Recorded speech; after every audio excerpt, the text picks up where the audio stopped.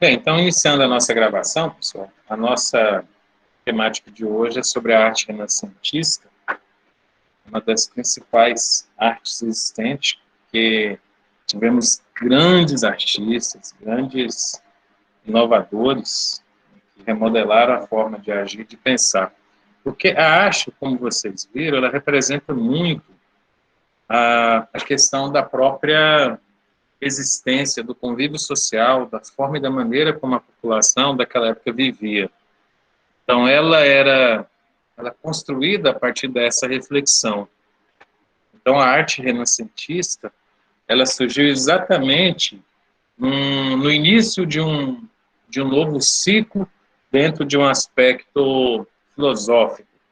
Tanto que o nome renascentista vem do renascimento, ou seja, é você voltar lá na Grécia, e pegar aquela ideologia da filosofia, da ciência como a base cultural, e derivar a sua arte a partir daquilo. Por isso que o nome renascentista já tem essa caracterização de um novo nascimento, ou seja, de um renascer, como se você criasse uma curvatura no tempo e voltasse lá na Grécia, porque na Grécia é onde surgiu a filosofia, e a filosofia nada mais é do que a mãe de todas as ciências, porque o intuito da filosofia é encontrar a verdade acima de todas as coisas, não basear-se no achismo. E isso acaba entrando um pouco em conflito dentro da religião, né? Porque a religião ela tem o seu pragmatismo, tem a sua filosofia própria, que é acima de tudo. Tudo é a vontade da divindade, tudo é criado pela divindade. Então, o renascentista já pensa diferente. Ele vai atrás da busca pelas respostas, ele vai atrás da ciência. Então, essa é a nossa temática de hoje. Abordarmos e estudarmos um pouquinho sobre a arte renascentista. O Renascimento ele é compreendido como o período após a Idade Média, que é até chamado dentro do cunho científico como a Idade das Trevas. Exatamente porque foi uma época que a ciência não pôde evoluir, até mesmo por causa das limitações impostas pela filosofia religiosa. Ela surgiu na Itália, precisamente aí no século XV, estamos falando aí de 1400, por volta de 1400, por ser uma época de grande efervescência cultural. Ou seja, houve um desenvolvimento muito grande da cultura, né, e, consequentemente, a arte ela acaba refletindo esse desenvolvimento cultural. E o que acaba resultando também no intelecto. Temos aí um exemplo, é o teto da Capela Sistina, uma grande obra da Renascença. Então, essa foi é uma das regiões mais visitadas, né, aqueles que vão na Itália. O Renascimento, ele veio trazer essa valorização e exaltação do ser humano, né, que nós chamamos de antropocentrismo, tendo o homem, tendo a nossa história, o nosso desenvolvimento como centro de todas as coisas. Ou seja, a partir dessa visão humanista, antropologista, é que nós vamos derivar todos os demais conhecimentos, incluindo aí também a arte. E Professor, isso vai em contraposição ao pensamento medieval, que enxergava Deus acima de todas as coisas, que aí nós temos o teocentrismo. Pode falar. não, era isso mesmo que eu já ia falar. É que já tinha saído na arte renascentista, eles deixam de lado o teocentrismo, né? Isso. Uhum. Não que eles não coloquem a figura da divindade, porque a própria criação de Adão é uma arte que foi retratada nessa época. Mas o intuito é o quê? É causar esse desprendimento entre o homem e Deus, entre a ciência e a religião. Ou seja, ambos vão acabar tomando caminhos distintos nessa época aí. E isso tem, obviamente, né, graças a uma característica de muitas lutas, de brigas, porque sempre uma mudança drástica de cultura resulta em lutas. Então, toda essa questão da filosofia, de você tentar encontrar respostas e não delegar toda a situação e circunstância à divindade, isso vem do meio científico, isso vem dentro de uma cultura, de uma revolta popular. Tanto que a queda da Bastilha, né, que marcou o fim, praticamente, início do que nós chamamos de Revolução Industrial, o fim realmente ali do feudalismo, do aspecto mais tradicional do artesanato e início da industrialização. Então, isso surgiu com muitas lutas. Essas lutas são os resultados de mudanças culturais e isso acaba refletindo na arte. Então, esse renascimento artístico ele representou uma das vertentes do período renascentista, com a profusão de diversas obras. Então, assim, a Renascença, que veio trazer à luz, né, que surgiu a filosofia do iluminismo, tudo nessa época, inclusive até o surgimento da própria maçonaria, que pregava muito a questão do iluminismo. Então, isso acabou resultando também em um movimento artístico, intelectual e cultural, que teve início, como eu já mencionei, no século XV, na Itália. Então, foi com o declínio do sistema feudal e de diversas características associadas ao período medieval que surgiu a Renascença. Ou seja, por que surgiu? Porque o homem ele passou a acreditar que ele era detentor do caminho que a sua história deveria decorrer, e não de pragmatismo como, é vontade da divindade que isso acontecesse. Não, o homem ele passou a fazer uma reflexão, a tomar as rédeas do controle da sua vida. Então, o iluminismo ele veio trazer isso, veio trazer luz à escuridão, porque até então tudo era a vontade da divindade, até mesmo os reis eram escolhidos pelos deuses.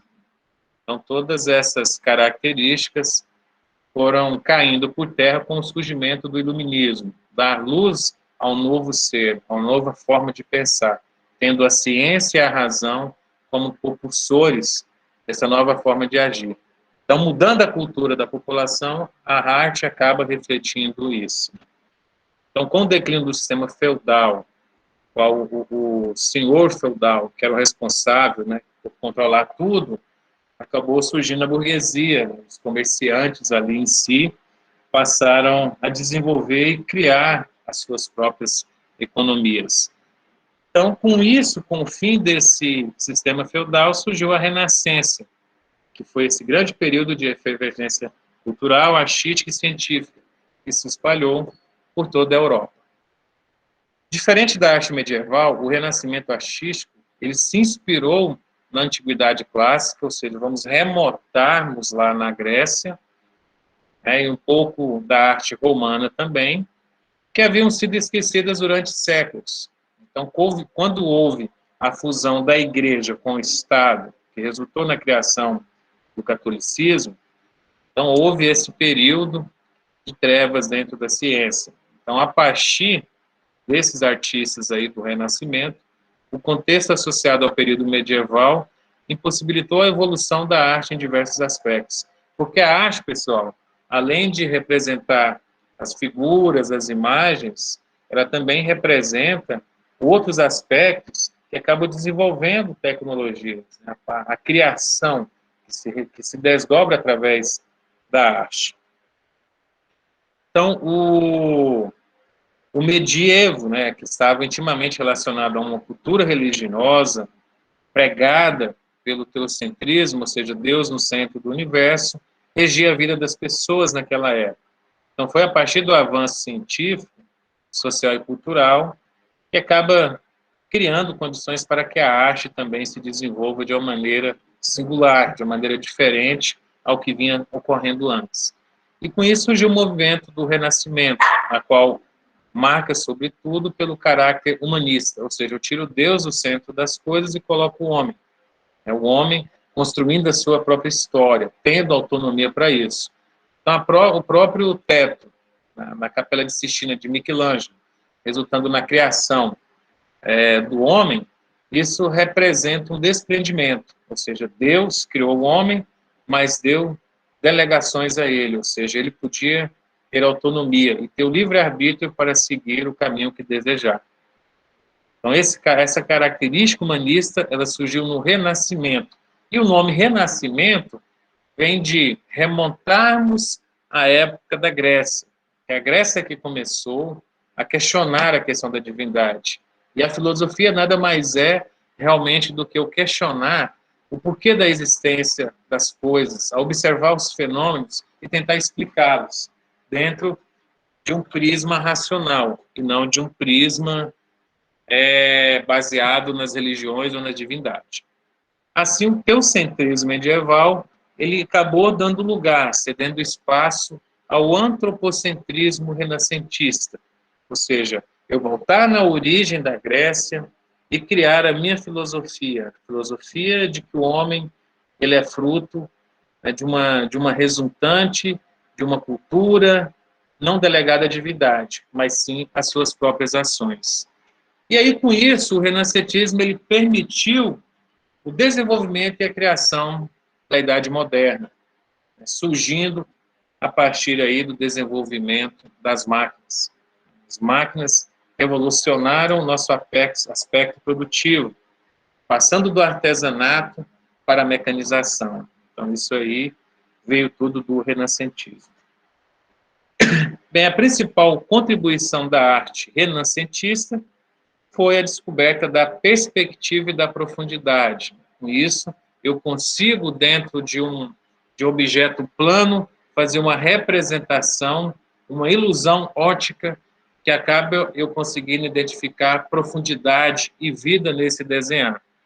Assim, dessa forma, o plano reto e bidimensional da arte medieval, a arte renascença promoveu um outro olhar, o tridimensionalismo. Então, isso resulta que hoje foi até exposto nos videogames. Se você pegar um videogame igual ao Atari, da década de 80... 3D, né, professor? Hã? 3D. Não, o Atari era apenas 2D, ele era bidimensional. Não, o que você falou tridimensional é o famoso... Isso, é o 3D, você tem a sensação de profundidade. Para vocês terem uma ideia, um videogame, ele não tem nenhuma foto ali que ele mostra para vocês. É apenas cálculos. E através desses cálculos eu consigo, através do tridimensionalismo, mostrar aquela realidade. Então, a realidade tridimensional surgiu a partir também da arte renascentista. E a partir daquele momento, os artistas passaram, através do meio plano, conseguir criar profundidade. Isso resulta até nos videogames. Interessante que os primeiros videogames, né, que surgiram na década de 70 até 80, tendo o Atari como o maior protagonista, uma característica básica era realmente as duas dimensões. Aí, à medida que novos cálculos pudessem ser feitos, a computação se desenvolvesse, aí eu consegui desenvolver o tridimensionalismo. E cada vez mais os videogames vão se tornando o quê? Mais realistas, porque mais gráficos são dispostos ali. Porque tudo são cálculos. Então, o videogame nada mais é do que uma grande calculadora, né? Uma máquina que consegue calcular. Tanto, pessoal, que até a inteligência artificial está utilizando muito os processadores gráficos, as GPUs, né? Porque elas conseguem trabalhar essa caracterização de profundidade. E muitas das técnicas computacionais da inteligência artificial são utilizadas através de redes neurais, que tem essa questão de profundidade. E essas placas se demonstraram com o melhor resultado, né, dentro do contexto de processamento, resultando em melhores gráficos e melhores resultados e rapidez que a inteligência artificial passa a estar utilizando. Outros aspectos não menos importantes, mas que estão também explorados pelos artistas do Renascimento, é o equilíbrio das formas e a busca da harmonia, fundamentadas na arte clássica. Na arte clássica, o homem passou a criar a estrutura da simetria.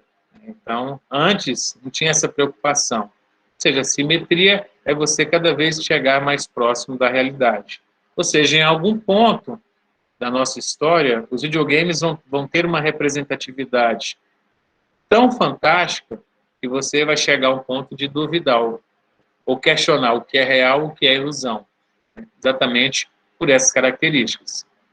Não posso dizer quantos anos, mas a ideia é que um dia chegaremos a essa forma simétrica muito similar à nossa realidade. Uma Sim, representação dessa evolução, nós pode pegar bem clara a do GTA, sim, que deu um hoje está exemplo no muito 6, bom. mas a gráfica tá ultrapassada, muito top.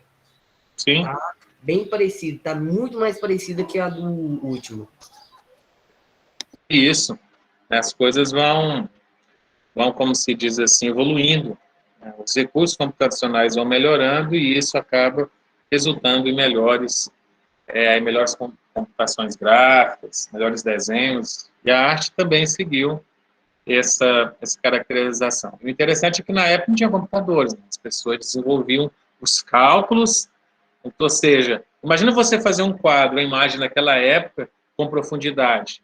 Então você tinha que ter uma régua ali para estar medindo, fazendo os traços. Então, essa caracterização da arte, esses pontos matemáticos, são os mesmos utilizados pelos computadores de hoje. Então, coisas que foram criadas naquela época, até hoje são utilizadas. Então, assim, ainda que temos muitos temas explorados pelos artistas do Renascimento, né, seja também associados ao plano religioso e espiritual, porque assim, não há uma ruptura drástica, porque nós tínhamos aquilo realmente. Né? Até hoje, né, o ser humano ele tem a necessidade de ter algum vínculo com o Criador. Há essa carência. Então, mesmo que houve rupturas filosóficas, a religião se manteve na maior parte das construções da época. Então, assim, houve sim uma conscientização da realidade humana, né, o desprendimento de tudo delegado à divindade. Isso foi o que marcou realmente aquela época. E se a ciência desenvolveu até então, foi por causa disso. Ou seja, o homem passou a buscar respostas dentro do conhecimento, dentro de uma base científica, dentro de uma base racional, e não simplesmente de um dizer dentro da religião. Então, assim, mesmo a maioria dos temas serem associados ao plano religioso, a mudança de mentalidade da época proporcionou incluir uma variedade de temáticas. Então, estes assuntos abordados variavam desde os costumes, né, a gente volta até lá na arte rupestre, que a maior parte da arte rupestre foi construída a partir dos costumes, a partir do cotidiano que aquela família, que aquela população vivia até então. Então, nós tínhamos ali rituais de dança, tínhamos as caças, tudo retratado através daquelas pinturas. Então, assim, outros assuntos foram abordados também, a mitologia, a paisagem, ou seja, o homem passa a ter uma liberdade para criar dentro da sua perspectiva, e não apenas do cunho religioso, como nós tínhamos na arte medieval. Bem, os principais artistas, nós já vimos as principais contribuições, agora vamos ver aí algumas obras-primas, né, do Renascimento, que são onde temos os quadros mais valorizados até então. Temos aí, por exemplo, a Santa Ceia, ou a Última Ceia, construída por Leonardo da Vinci, né, que é um dos quadros mais populares até então. Quem nunca viu um quadro desse na vida? Então, essa Santa Ceia, Quase ela toda casa dos avós tem, né, professor? pois é um quadro, assim, um dos mais famosos. Você tem ideia, a Santa Ceia, ela é mais famosa que a própria Mona Lisa, porque a maioria das residências, elas possuem ainda esse quadro. As pessoas que têm um aspecto mais voltado à religião gostam de ter esse quadro.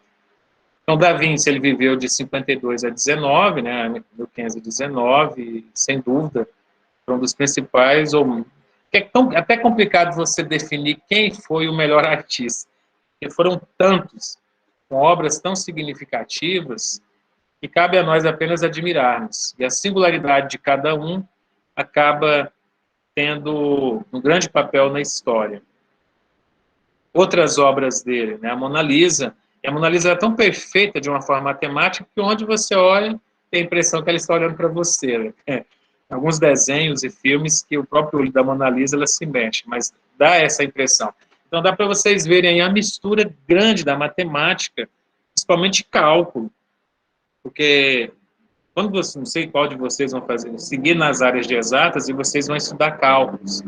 Esses cálculos são terror, né? É o temor de todo estudante, porque você aprende a criar as derivações. Então, até hoje, E, principalmente no ensino médio, vocês vão ver formas geométricas simétricas. Então, é um círculo, é um quadrado, retângulo, mas quando você passa a ver figuras não tão uniformes, que representam, por exemplo, a maior parte das características da humanidade, né? Então, aí você tem que entender como que funcionam os cálculos, né? Isso vocês só vão realmente ver durante a faculdade. Então, eles já eram utilizados esses cálculos, que são terríveis, aí vocês vão lembrar, caramba, esse pessoal fazia isso tudo naquela época já? Sim, porque através dos cálculos eu conseguia criar formas simétricas, como o olho da Mona Lisa, permitir com que eu tenha essa ilusão ótica. Onde eu estiver olhando, ela vai estar olhando para mim. O olho parece que se movimenta.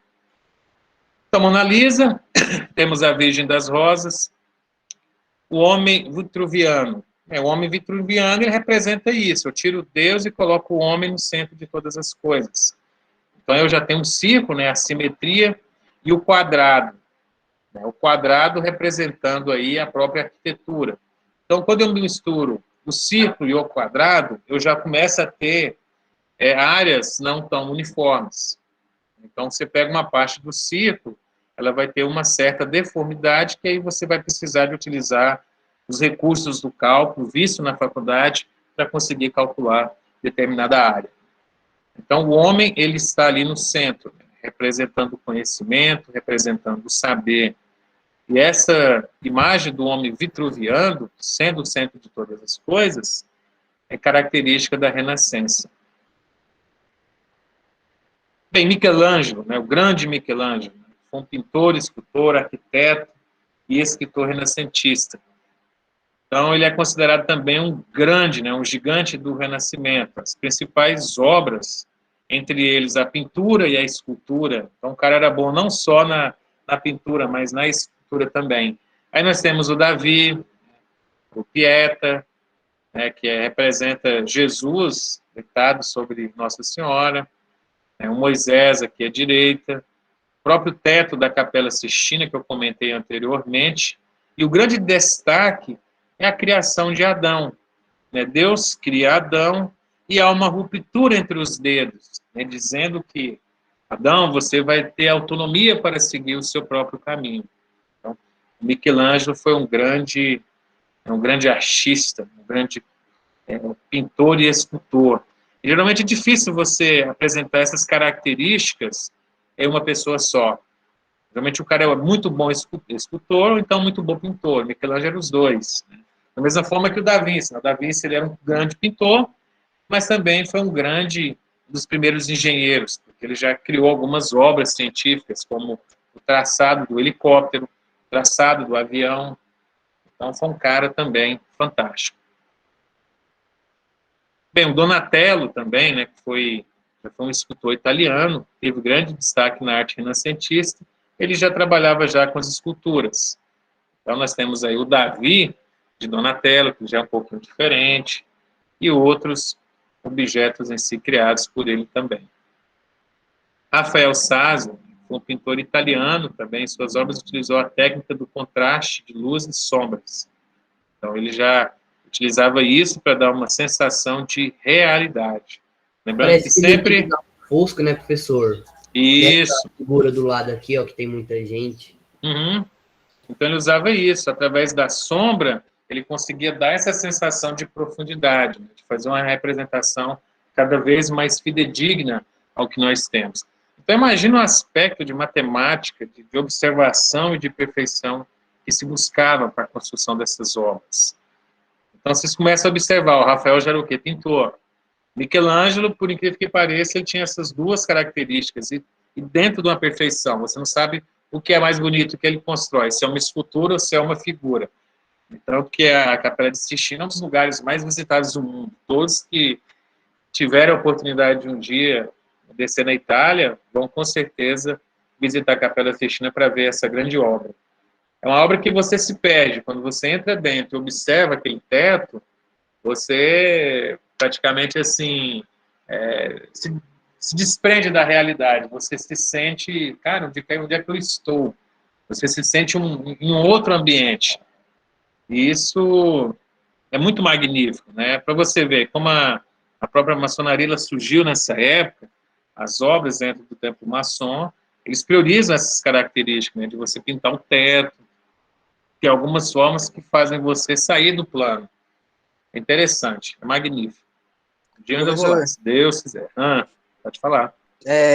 tipo, meio fora do contexto essa pergunta, mas as quatro tartarugas ninjas tem alguma relação com, tipo, é o nome desses pintores aí, mas tem alguma, é, uma relação? Olha, tem realmente o nome, né? Eu acho que talvez é uma homenagem, um respeito que o próprio autor e criador teve. Ele colocou o nome dos personagens dentro da Renascença, mas não quer dizer que cada um seja, como se diz assim, sejam artistas. Agora, o rato, eu esqueci o nome dele, que era o chefe deles. É o Hã? Splinter. É o Splinter. Isso, o Splinter. Em alguns desenhos vocês observavam que ele desenhava, então ele era um artista. Ele era o artista, ele deu o nome às tartarugas em homenagem aos seus mestres, aquelas pessoas que o idealizaram. Então, o próprio criador ali do desenho, ele fez uma homenagem aos grandes artistas da Renascença. Realmente, se você analisar, foram os maiores. Ok? Eu pensei que, tipo, tinha uma ideia maior, assim, por trás, mas Não, não. só... A ideia é mais um respeito e uma homenagem que é feita. O Sansen deles, que era o rato, ele sim, ele era um artista. Em alguns desenhos parecia ele pintando, parecia ele fazendo alguma obra de arte, mas os lutadores não. Então foi realmente uma homenagem do criador da série, né, do desenho animado, a esses grandes pintores. Ok? Então, seguindo, temos o Sandro, né, também, olha só a perfeição desse quadro. Ele foi um pintor e desenhista, também um dos principais nomes. Depois vocês dão uma olhadinha, pesquisem as obras. Esse aqui é o Nascimento de Vênus. Nós temos também a Adoração dos Reis Magos, Primavera e Virgem como Menino, São João Batista, Criança. Então, são grandes obras construídas até então. O Filippo Brunelleschi, sim, Naquela imagem a anterior aí, que representa o nascimento de Vênus, certo? sim. Eu lembro de uma foto, de uma imagem, acho que numa aula minha, que eu tive há uns anos atrás, desse mesmo tipo de mulher aqui, ó, desse vestido branco com esse tecido rosa, só que Uhum, várias no meio de uma floresta. entendi. Era várias mulheres com esse mesmo tipo de roupa. Eu não lembro o nome do quadro. Eu também não, aí, mas deve ter alguma coisa associada a esse quadro famoso, né? Depois dá uma pesquisadinha, aí você vai ter o nome do artista, Uhum. tá? Bem, voltando aqui, esse aqui já, o Filippo já foi um arquiteto, então nós temos aí a cúpula da Catedral de Santa Maria del Fiore, então ele já foi um arquiteto, né? Um escultor dentro de obras de arquitetura. É um pouco diferente, né? Então, mais grandes obras como o Hospital dos Inocentes, o Palácio Pitti, a Capela Paz, então isso que fica na cidade de Florença, também foi resultado aí desse grande arquiteto da Renascença.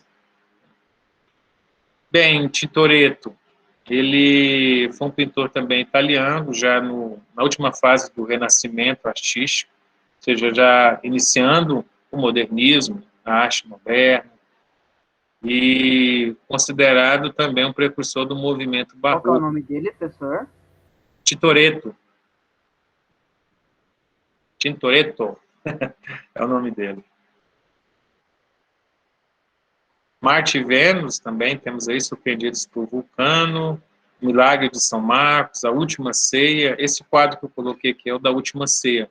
Ele tem um aspecto mais sombrio, né? Os quadros deles tinham mais caracterização assim do noturno, né? Da luta do bem e do mal, tipo assim, o bem sendo a luz, mas as trevas também tendo uma grande significância. Você pode ver que os quadros dele sempre tem as trevas no fundo, né, a escuridão.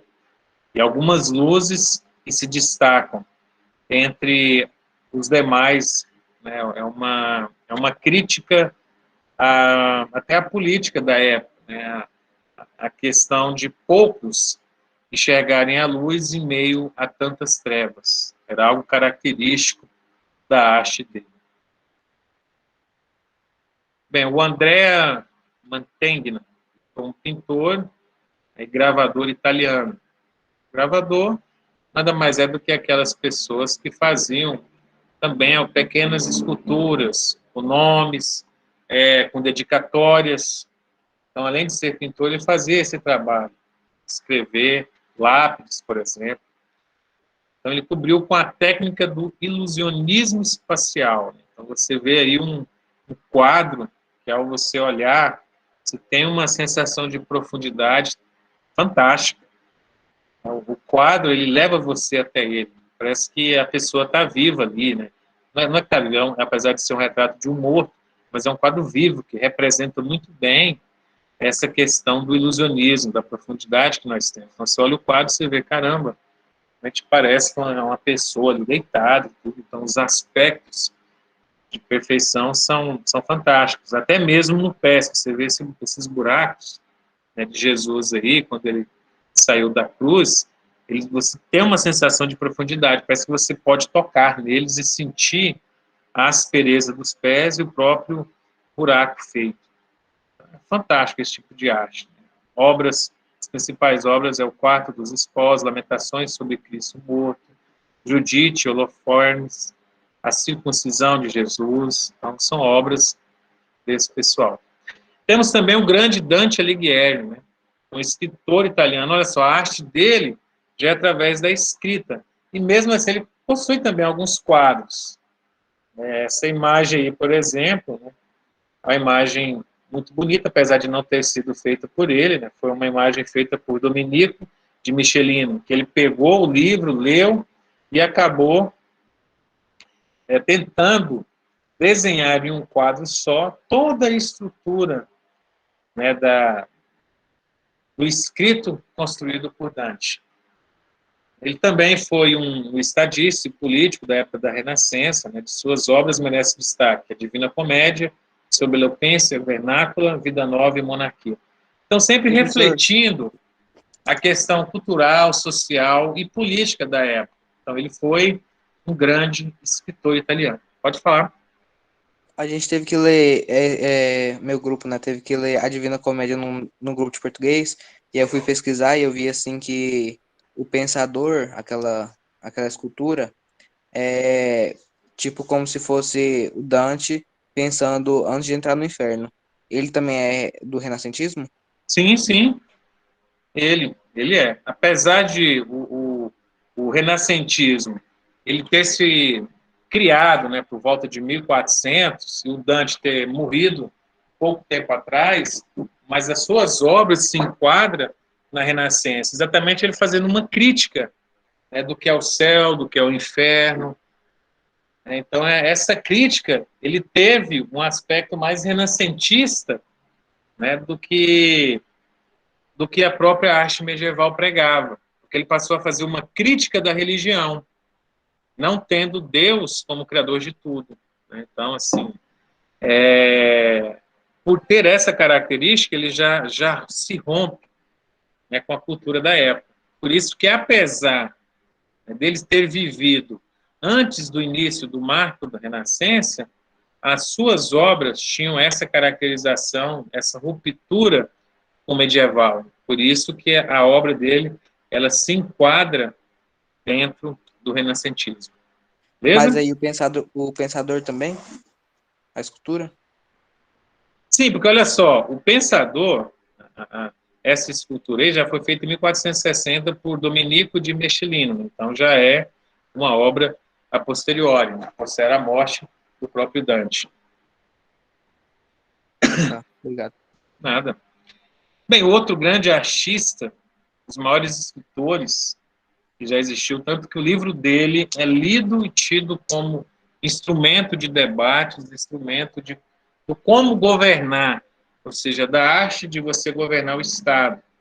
Então, todo político, ele acaba se deparando, político assim, que gosta de cultura, que gosta de ler. Então, Maquiavel, ele é um dos livros mais lidos do mundo, né? O livro dele, O Príncipe, que nada mais é do que a abordagem de como que um governante deve se comportar. Tem grandes frases célebres dele, que entre o amor e a dor, né, se você não pode governar usando os dois, a dor é preferível.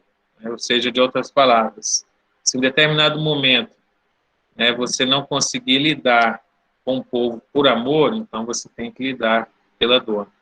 É formas de governar. É um livro fino, muito denso, né? Cada frase parece que ele pensou semanas ou meses para construir. É um livro muito pequeno e bem difícil de ser lido, porque cada frase é como se fosse um capítulo de outros livros, que você tem que meditar e fazer reflexões. Então, ele foi um dos grandes nomes da literatura renascentista. Bem, ele morreu pobre, e o interessante é que quando ele faz uma própria reflexão no final do livro, do Príncipe, ele menciona exatamente o porquê dele ter morrido pobre. Ele morreu pobre porque, pela sua natureza, ideologia, ele não conseguia seguir à risca os princípios escritos no livro Príncipe. Ou seja, eu te dou um manual, mas eu não consigo executar o que é dito ali naquele livro. Interessante isso. Bem, outros artistas que nós temos aqui estão escutando de boa, né, pessoal? Tamo. Beleza. Então, nós temos outros artistas que não são muito assim lembrados, mas que têm grandes características também, importância. Olha aí para vocês verem, né? A época deles estão tudo dentro do ano de 1400. Né? O único fora, realmente, foi o Dante Alighieri. Então, nós temos aí o Massácio, pintor italiano, considerado o primeiro grande pintor do Renascimento artístico. As obras Sagrada Trindade, Natividade, Trípico de San Giovanni, Expulsão do Paraíso, Pagamento do Tributo. Grande dessas obras, pessoal, muitas das vezes vocês veem por aí e nem sabem quem é o autor. O Paolo Veronese também foi um pintor italiano. Professor, Ah, em quase todas elas tem relação à religião, né? sim, porque, como eu falei para vocês, a religião, houve uma ruptura social, né? uma ruptura cultural. Então, mesmo tendo essa ruptura, as minhas raízes ainda acabam sendo muito vinculadas à religião. É o único que de diferente aí realmente que fez uma ruptura drástica e radical foi realmente Da Vinci, né? Porque as obras de Da Vinci não tinham cunho religioso. Né? A Mona Lisa, o próprio homem sendo o centro do universo, então houve uma ruptura mais drástica. Então temos aí, ó, esse Donato Bramante, ó, ele foi interessante porque ele contribuiu para a arquitetura da igreja de São Pedro, né, considerada a maior igreja do mundo e o grande monumento cristão. A igreja de São Pedro, ela é fantástica. Então, essa grande basílica tem um aspecto cultural e artístico tremendo. Né? Nós temos aí Cristo na coluna, homens de armas. Então, o Donato foi um dos principais contribuintes, artisticamente falando, da igreja de São Pedro. Tanto a parte da arquitetura, da parte das pinturas também. Bem, o Frangélico, ele é conhecido também, foi um pintor interessante, que ele foi beatificado pela Igreja Católica em 1982, pelo Papa João Paulo II. Então, as obras dele também retratavam o cunho religioso, né, o juízo final, a adoração dos reis magos, a coroação do Virgem, a anunciação. Então, todos eles realmente derivaram do aspecto religioso, apesar da ruptura filosófica, mas a maioria construiu com base na religião. O Francesco Petrarca, né, que também foi um escritor italiano, considerado o fundador do humanismo renascentista, o criador da forma fixa literária, os sonetos. Então, sonetos foi criado através do Petrarca. Por último, nós temos o Giovanni Boccaccio, né, que foi um escritor e humanista italiano. Ele também foi um estudioso das obras de Dante, ou seja, suas obras acabaram derivando do seu grande mestre. E aí as principais obras dele é o Decameron, Essa obra inclui cerca de 100 novelas. Imagina o tamanho dessa Decameron. Mulheres famosas, rima e visão amorosa. Então, assim, as principais características, né, eu mencionei, dos renascentistas, foi realmente a questão de levar a ciência acima da religião, né, de ter esse cunho filosófico, e isso causou uma ruptura tremenda. Até como eu mencionei, se vocês assistirem essas obras mais antigas, até Espartacus, por exemplo, né, uma série que mostra muito isso. Tudo é culpa dos deuses. Então, as pessoas faziam sacrifícios, faziam rituais para evitar a fúria dos deuses e ganhar a sua benevolência. Ô, professor, Sim. tem até um anime que lançou há pouco tempo que ele mistura muita essas mitologias, que chama Record of Ragnarok, que também trata de um pouco desses trem da fúria dos deuses. Sim, com certeza. Quer ver, até mesmo se você, por exemplo, se vocês assistirem o Código da Vinci, né, que teve grande repercussão na época, porque ele trata exatamente isso. A questão que as obras da Renascença tinham um aspecto de crítica à igreja. Foi igual na época da ditadura militar que o Brasil teve. Então, algumas obras, eles tinham algumas palavras, alguns aspectos culturais que eram contrários à ditadura, né, que acabavam instigando a liberdade, só que não poderiam ser intimamente explícitas. Então, às vezes, você tinha que esconder naquelas obras a sua manifestação contrária à igreja.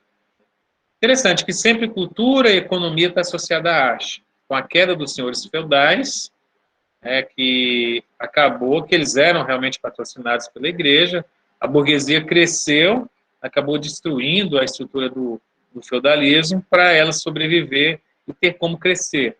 Então, a burguesia surgiu graças ao comércio, e isso acabou resultando no fim de um ciclo econômico.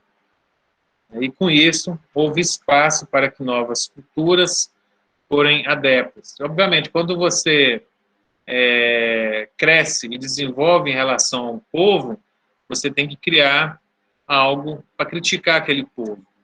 É mais ou menos o que se faz muito com o socialismo, né? Do lado de cá, a crítica ao comunismo, essas coisas. Da mesma forma que, do lado de lá do comunismo, a crítica do capitalismo. Então, sempre é assim. Sempre você tem que ter um inimigo a combater. Professor, Sim? então a arte renascentista pode ser associada por ser uma arte mais abordada à saída do teocentrismo? Isso.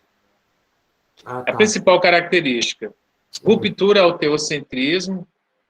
Então, o homem passa a ser o centro de todas as coisas. Então, é a principal característica. Queda do domínio da igreja. Então, tudo isso acaba trazendo essa certa liberdade de expressão, né? E assim, marcou muito. Foi através desses movimentos que nós hoje temos esse grande desenvolvimento tecnológico. Você passar a buscar respostas mais racionais às inquietações humanas. Bem, pessoal, então, por fim, nós terminamos aqui a nossa parte da Renascença, do período renascentista. Alguma dúvida? Não, professor. Não, Tranquilo. professor. De boa. Gosto, muita coisa Eu acho que é aquela imagem, aquela pintura que eu te falei. O nome dela é Primavera. É de Sandro Botticelli. Bacana, bacana. Retrato de Vênus, do Cupido e, se eu não me engano, do filho de Vênus também. Porque, na verdade, assim, pessoal, na época, até para criticar um pouco a religião, né? Quem é Vênus? Vênus é a mulher, né? O Marte já é um homem. Então, assim, é como se fosse uma derivação de Adão e Eva. Então, é algo nesse aspecto aí. Tem até aquele livro, né? Homens são de Marte e mulheres são de Vênus. Coisas desse tipo, assim. Acho que é. Então, tá bom. Pessoal, então, um abração para vocês. Fiquem com Deus. Realize o exercício, não está bem complexo, ele é simples. Deixa eu até pegar ele aqui para falar para vocês, expor um pouquinho. Ver se ele abre aqui esses computadores do meu talento.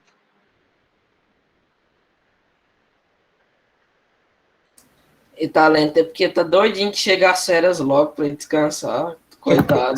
Sábio, não é férias, é recesso. O recesso serão quantos dias, pessoal? Falando sério. Acho que é 15 dias, professor. Não, é mais. Mais? 23 dias, 24, 25. Você sabe que no Japão, a quantidade de férias que eles têm só são 20 dias, né? Na China, se não me engano, eu acho que nem... Tem até que ver, acho que são 10 dias na China. Ô, professor. Quantos... Levando em consideração isso, realmente vocês estão de férias. Ô, professor, meu irmão, quando ele estudava lá no IF, ele tinha 15 dias de férias. Bicho pega, né, gente? Então, olha só. A atividade que eu pedi para vocês fazerem é o seguinte. São 3 questões. A primeira, correlação... Você está permitindo a atividade? Não, tô não. Ah, tá. Só tô lendo aqui nos meus artigos. Ok. Deixa eu parar Eu aqui, já então. fiz ela, professor. Já tem vídeo pro senhor. Aí, já até Eu fez, tá também. vendo? Eu também já fiz. Deixa eu pegar outra apresentação aqui. Eu não passo muita coisa complexa para vocês, não, pessoal. Ó, Tem que passar pouquinho, né, professor? Ainda mais na época de férias assim, né? eu entendo as prioridades que vocês têm, né? Tem outras matérias bem mais complexas. Bem, olha só, são 3 questões, né? Não tem muita complexidade. Correlação do homem vitruviano com o humanismo. Dá uma pesquisadinha aí, pode usar a internet também que vocês vão encontrar, né? Humanismo é o homem tendo a figura mais importante desse cenário. E o homem vitruviano, ele já é totalmente aderente ao humanismo, porque naquele ciclo, né, ele já cita como ele o centro de tudo. Quais as principais contribuições da arte renascentista? Até no próprio slide tem. Então, o que essa arte trouxe de contribuição para nós? Até debatemos a questão dos jogos.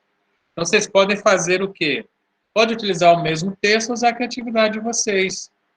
Por exemplo, usar o videogame é um excelente exemplo. Que a questão da profundidade, que era vista naquela época, hoje é totalmente replicada aí no videogame. E aí, terceira, uma resposta bem subjetiva e pessoal. Qual artista e obra mais impactaram? O que vocês acharam do que nós vimos? Qual obra que vocês acharam bacana? E por quê? É sempre legal entender o porquê das coisas. Né? Se você gosta de algo, por que você gosta de algo? Então, é interessante você criar essas narrativas. Ok, pessoal? Viu que é uma atividade bem simples, é para entregar, salvo engano, até o dia 6.